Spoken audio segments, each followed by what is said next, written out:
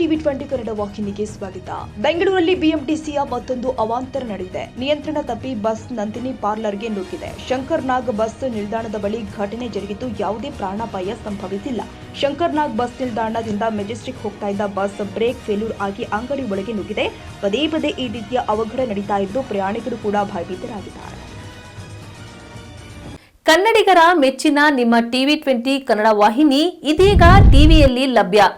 ಕರ್ನಾಟಕ ಮತ್ತು ದೇಶ ವಿದೇಶದ 360 ಡಿಗ್ರಿ ಸುದ್ದಿ ವಿವರವನ್ನ ಪಡೆಯುವುದಕ್ಕೆ ಟಿವಿ 20 ವಾಹಿನಿಯನ್ನು ಲೈಕ್ ಮಾಡಿ, ವಿಡಿಯೋಗಳನ್ನು ಶೇರ್ ಮಾಡಿ, ಕಮೆಂಟ್ ಮಾಡಿ, ಸಬ್ಸ್ಕ್ರೈಬ್ ಮಾಡಿ.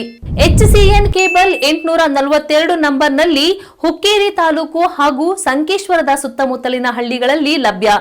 PCN ಕೇಬಲ್ 129 ನಂಬರ್ನಲ್ಲಿ ಹಾರುಗೆರೆ ಸುತ್ತಮುತ್ತಲಿನ ಹಳ್ಳಿಗಳಲ್ಲಿ ಲಭ್ಯ. ರಾಯಬಾಗ್ ಡಿಜಿಟಲ್ ಚಾನೆಲ್ ಕೇಬಲ್ 80ನೇ ನಂಬರ್ನಲ್ಲಿ ರಾಯಬಾಗ ತಾಲೂಕಿನ ಸುತ್ತಮುತ್ತಲಿನ ಹಳ್ಳಿಗಳಲ್ಲಿ ಲಭ್ಯ.